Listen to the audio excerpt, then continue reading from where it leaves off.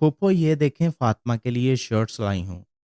इसका colour day है कल और कोई ढंग का ड्रेस नहीं था। मुझे बहुत फिक्र थी, लेकिन ये देखें अम्मी ने लेकर दी हैं। अरीशा खुशी-खुशी शॉपिंग बैग से कपड़े निकाल-निकाल कर सास को दिखा रही थी। अच्छे हैं ना? अच्छे हैं, बहुत अच्छे हैं। इनका लहजा स्पॉट था, नागवारी के तासुरात को छुपाता हुआ, लेकिन खुशी का अज़हार भी मकसूद था। रीशा समझ तो गई थी, लेकिन फिल वक्त शॉपिंग की खुशी में इसकी तरफ तवज्जो नहीं देना चाहती थी। ये बदर के शूज़ हैं, सेल लगी हुई थी, काफ़ी मुनासिब कीमत पर मिल गईं सब चीज़ें। इसने एक मशहूर ब्रांडेड शॉप का जिक्र करते हुए कहा, अब जल्दी से खाना बना लो, बच्चे आने वाले होंगे स्कूल से।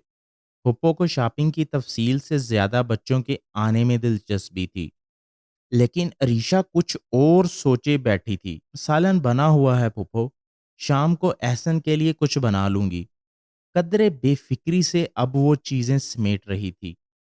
बच्चों के लिए ताज़ा मज़ेदार सी चीज़ बना लो, इनकी पसंद की, खुश हो जाएंगे। कल का सालन और रोटी बड़े तो खा लेंगे, लेकिन बच्चों के लिए तो सजा ही है। अरीशा को कुछ सालों से अलग रहकर आज़ादी की आदत हो चुकी थी। अब सास एक बार फिर इसके पास रहने के लिए आ गई थी।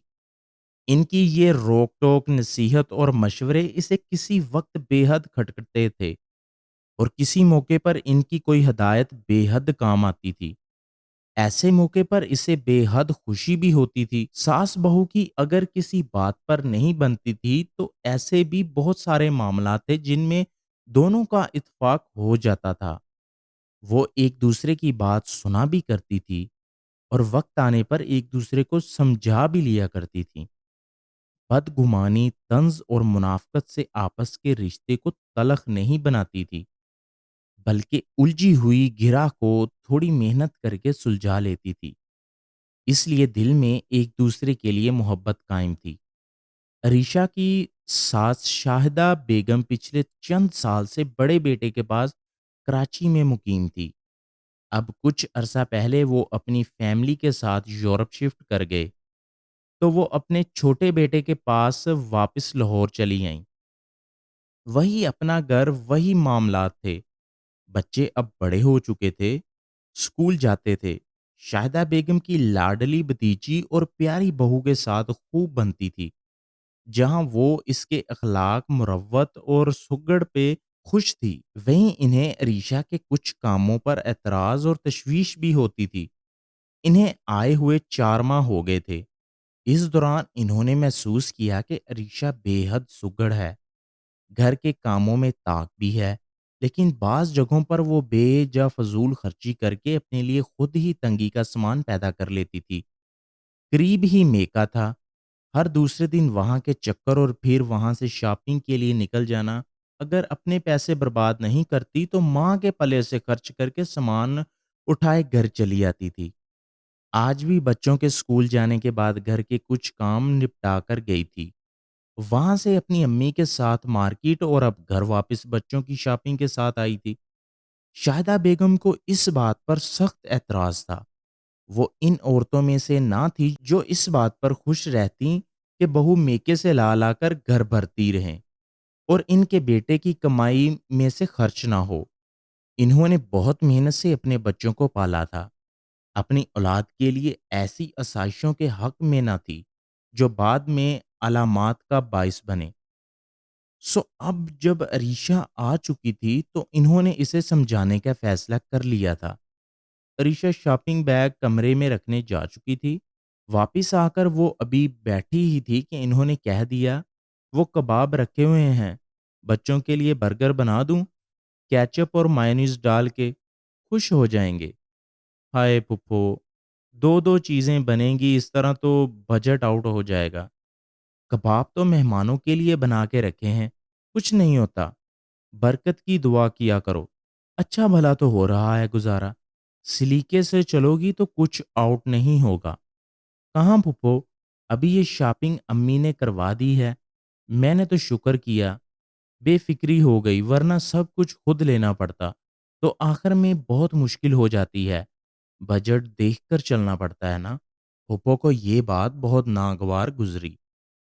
इतना कम तो नहीं कमाता मेरा बेटा कि तुम्हें यूं माँ से लेकर गुजारा करना पड़े।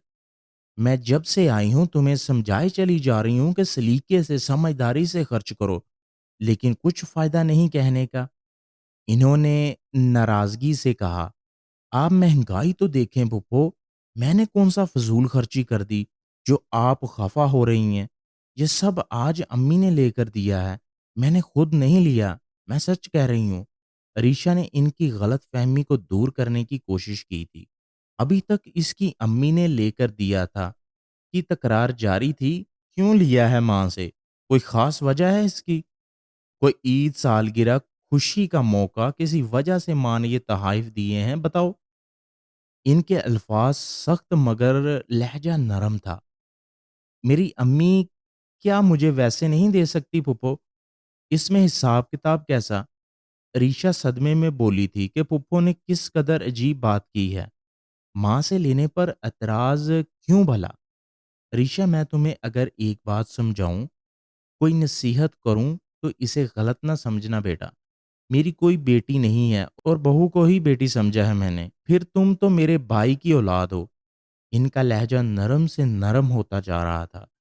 रीशा को एकदम फिक्र लाहक हुई कि आखिर बात क्या है। अजीब किस्म के एतराज और अजीब तर बात। क्या बात है पुप्पो? मुझसे कोई गलती हो गई है क्या? बताएं प्लीज। वो फिक्रमंदी से बोली थी, अपने शोहर की कमाई से घर चलाओ बेटा, रब इसी में बरकत देगा। माँ के घर पर तुम्हारा लाख हक सही, लेकिन यूं रोज रोज माँ से लेना भाभीियों के दिल में तुम्हारे लिए नफरत के बीज बो देगा।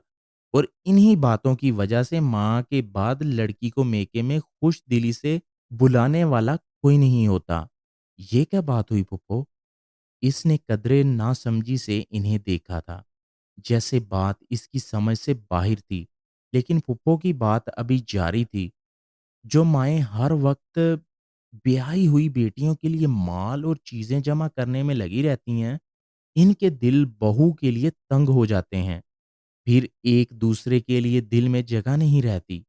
ऐसी माएँ अच्छी नानियाँ तो बन जाती हैं, मगर दादियाँ बहुत ज़ालिम होती हैं।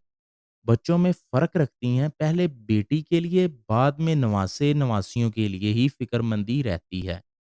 क्या फ़ायदा ऐसी फ़िक्र का जो दिल में नफ़रत पैदा कर दे? अगर वो दोनों तरफ मोहब्बत बाँटें तो आइंदा भी इनकी औलादें खुश और मुतमईन तो रहें ना। यही असल बात है।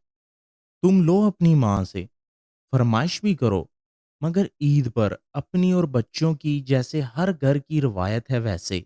लेकिन हर वक़्त के इस लेन-देन से बचो। दूसरों के हकूक मारकर अपना घर मत भरो। बेहतर यही है, दूसरों के हक इनको लेने दो। तुम अपने हिस्से पर शुक्र करो, तुम मेरे बेटे की कमाई पर गुज़ारा करो। जितना रिज़्क तुम्हारे नसीब में है, तुम्हारे घर तक पहुँच जाएगा। लेकिन अगर यूँ ज़बरदस्ती से माँ के घर से पैसा लाकर अपने घर की गरीबी ख़त्म करने का जतन करोगी, तो ये और बढ़ेगी। क्योंकि ये गरीबी नहीं, तुम्हारे दिल की हिर्स है, जो ख़त्म नहीं होती। वो अपनी बात पूरी करने के बाद इसे देख रही थी।